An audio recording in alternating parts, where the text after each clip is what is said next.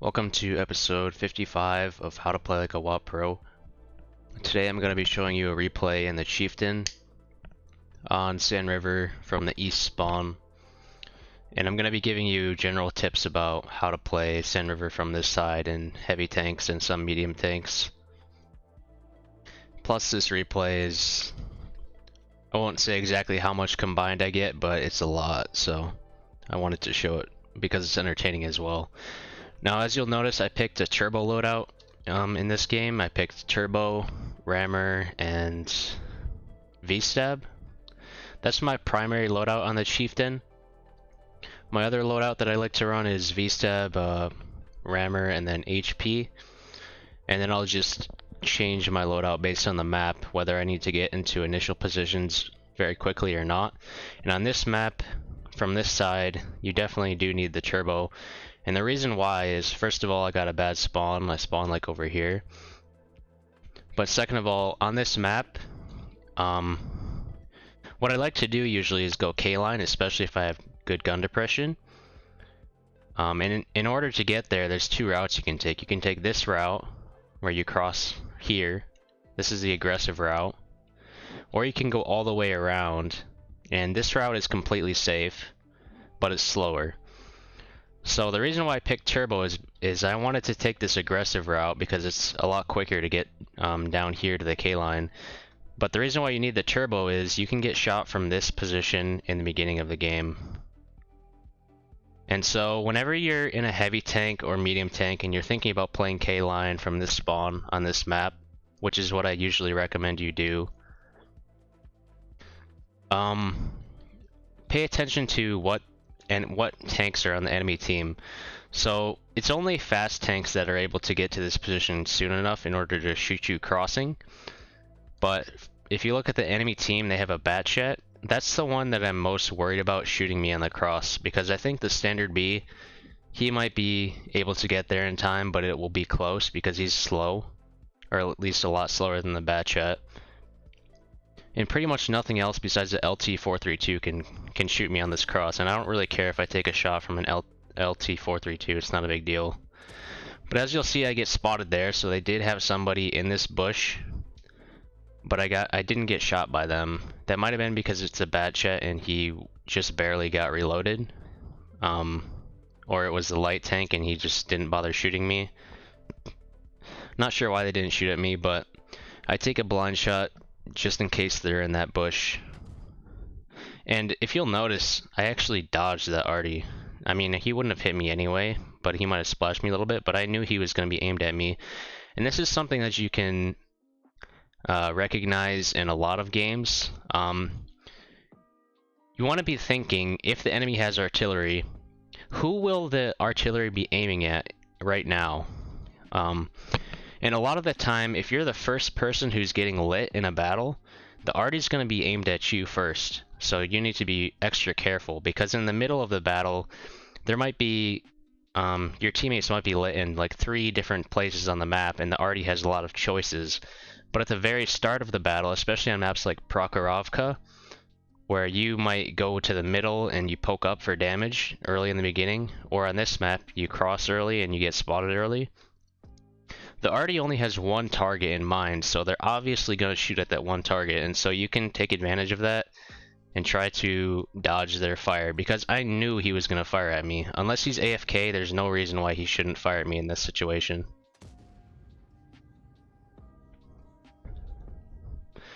Now, let's talk a little bit more about the K-line on this map. So if you're going to go K-line on this map, you also want to be paying attention to what kind of hull down tanks they have. So for example, if they have a Crom or a Chieftain, because those can make it much harder to play on the K-line. But where the real benefit comes from playing K-line is once you get to these positions here. So this position or this position right here. Now from these positions, what you can do is I'll show you in a second actually. You can basically poke up and then spot anybody who's playing in the middle right here and shoot them for free. Now, as you can see, this is kind of at the edge of your view range circle.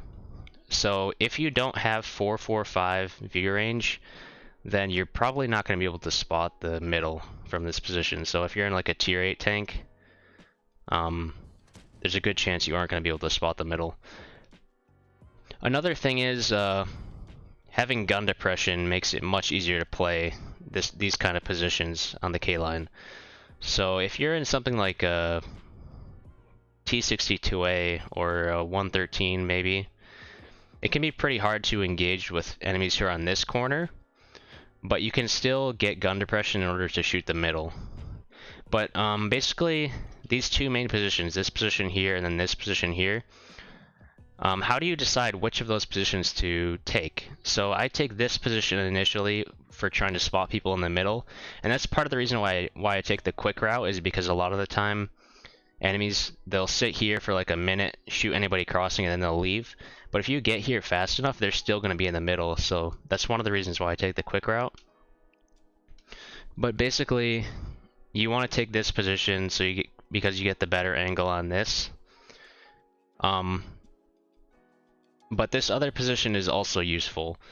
For example, if you want to shoot people on this corner, unless you're a Kron, or an STB, you probably aren't going to have any gun depression here to shoot them. And if you overexpose on this ridgeline, then people will shoot you. TDs will shoot you from this position right here, and where the Scorpion is playing, as well as anybody playing in the middle. They can shoot you back. So just be wary of that. But for now, I'm just extending spots into the enemy team. That's another thing that you can do from this position. You get better angles for spotting on anybody who's playing back here. But the Chieftain is fortunate enough to have enough gun depression to play this position right here. I don't think you can shoot people on this corner from here, even in a Chieftain, but I could be wrong about that. But this is the other position I was talking about. So if you were to stop here, it's a lot easier to get gun depression on people on this corner. So even if you're in something like a 113 where you have like 7 degrees of side gun depression, you still have enough to shoot people on this corner. But since nobody's poking this corner right now, I just decide to push, especially because I'm top tier. And so even though I'm relatively alone, I'm not really too worried about getting pushed in return. If they do push me, I should be able to survive just fine.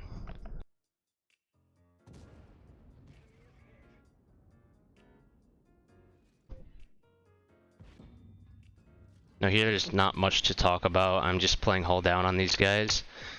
But I'll make another comment about positioning on the K line. So when you're trying to push this flank, one thing to keep in mind is if you expose on this ridge line, like I said, you can get shot by TDs here and from people in the middle. So before you go over this ridge, you want to try to make sure that you're unspotted. In this situation, I don't think I waited to get unspotted just because most of their TDs are already lit, and because I'm top tier, so I don't really care if they shoot at me. I'm probably going to bounce them anyway. But especially if they have unspotted 4K5s or unspotted grill or something, just be a bit careful about coming over the ridge. And then the second thing I wanted to mention is, once you get to this corner, one thing you can do is go on this low ground here. You see how there's like a valley? You just go through this low ground and then you take a position right here on the red line. And this position here is hull down to the people on this corner. So you can basically just farm them for free. You are more already exposed if you go to this corner as opposed to this corner, but this position is completely hull down to anyone who plays on this corner. So usually that's the route I'll go. I'll go over there. But in this situation, since I'm in a Chieftain, I have plenty of gun depression to play on this corner, and so it's not really a problem for me. I'm still hull down on them, so I take this route because it's shorter. And now here's where the farm usually really begins, because you're completely hull down on the enemies. Any TDs who are camping in the back, usually they're not the best players, and you can just farm them for free as well. You get a lot of spotting because enemies try to get away from you, and then that opens them up to getting shot from people in the middle. And then another damage payoff phase is once you get to this position right here, because then you can farm anybody who's playing in the base. You just have to be careful about people poking this corner or poking up here. As you can see, I am all alone, and I do know that their bat chat is still unspotted, and I realized that he might have spotted me at the beginning of the game, so he could be in this area. Well, he has to be in this area, just looking at the map control we have. So I am wary of the fact that their bat chat could YOLO me, so I'm not gonna play. I'm just gonna be ready to run basically, because I realize that I am actually one clippable for the bat chat, and he could technically kill me. But at the same time, I really want to poke this corner because I'm gonna be spotting these guys for everybody on my team, and I'm gonna get a ton of spotting for that, and then I also get my own shots out. And if somebody pokes me from here like this T57 heavy does, then I can get into cover relatively quickly, and I'm still like basically full HP, so it's not the end of the world if I get clipped out or something. Now this is like the worst case scenario. I guess the only thing that could have been worse is if the bat chat YOLO'd me as the T57 heavy pokes me, but thankfully that doesn't happen. But their T57 heavy was just hiding behind this rock. He didn't even poke here, so I didn't know he was there. But I wasn't exactly that surprised to see this happen, because he's unspotted, and if you really think about it, where can he possibly be playing? All of the enemies, like all 11 of them, are stuck in like 6 grid squares. So him being here is not really surprising at all, because that's like only one of 2 possible positions he could be in. Now if you'll pay attention, I'm trying to gun block. So I know that in this situation he's going to be shooting my hull. So I'm angling roughly like this because heat has a chance to bounce off a lot of this armor because it's spaced. And so he has to shoot my lower plate or my upper plate, or just get a... He has to shoot certain parts of my side. Like, not all of this will pen, and some of it's a pen roll. So I'm angling properly, but then I'm also using my gun to block parts of my hull, which is something that you should be going for. It's worth trying, but it's obviously not gonna get you bounces very often because your gun has a pretty small hitbox, but there's no real reason not to do it, so I always do that. Especially when I have some hull armor in the first place. Like if you're in a Leo, then there's a good chance that your gun won't even block their shot. Now I've lost about half my hit points, but the 57 heavy is reloading, and so I'm still trying to poke, get spots out for my team, and get shots out as well. I guess he's not reloading. Since I paused the replay like 3 times, I wasn't really paying attention to what his load was. But pushing up like this, either way, baited him into poking, which is fine by me because I'm willing to trade with him. Because the thing is, even if I go down to 1 shot, which would be unfortunate, I don't know how that would happen, but even if I were to go down to 1 shot, I'm still in a super strong position, and I can still get free damage out because I can play hull down in this tank. If I were in like an E50M, then I definitely wouldn't want to go down to 1 shot because then I could easily die. But in this thing, I kind of just have a... I guess, safety option. Like if I go down to 1 shot, I can always just back off and play passive, and it's not a big deal. Whereas in tanks without armor, if you go down to 1 shot, then you might just randomly die. In this thing, unless they Capola snipe you, which is really unlikely, you're not just gonna randomly die. Now, as you can see, I'm up to 9, I guess 10k combined. Now this guy tries to YOLO me. This was probably a little bit too aggressive of me to push in here, because this guy can technically kill me. I do have a Leo behind me, and it should be okay, but it is pretty aggressive. But I kind of trap him and I make sure to ram him. So now he's not even going to be able to reload in time. Even if the Leo doesn't hit him, I still kill him. Now here, this is a really bad situation, because I'm 1 shot for this FE, and he has enough HP to take a hit from one of us too, so I have to hit him and then the Leo has to hit him in order for me to kill him. But I get a nice track shot. I didn't actually go for his track there. I just somehow hit it. I don't know how. That was pretty lucky, but thankfully the Leo saves me. And here I make a mistake. I go low when I should have went high because I didn't realize. I thought it was just the Batchat and the Caliban left on their team, but they actually had an unspotted RHM. I just looked at the mini-map and saw that there was only 2 tanks left, so I assumed there was only 2 tanks left, but there is actually a third unspotted RHM.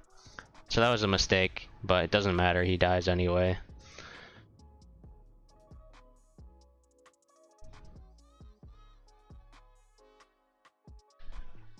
I see a tree fall there.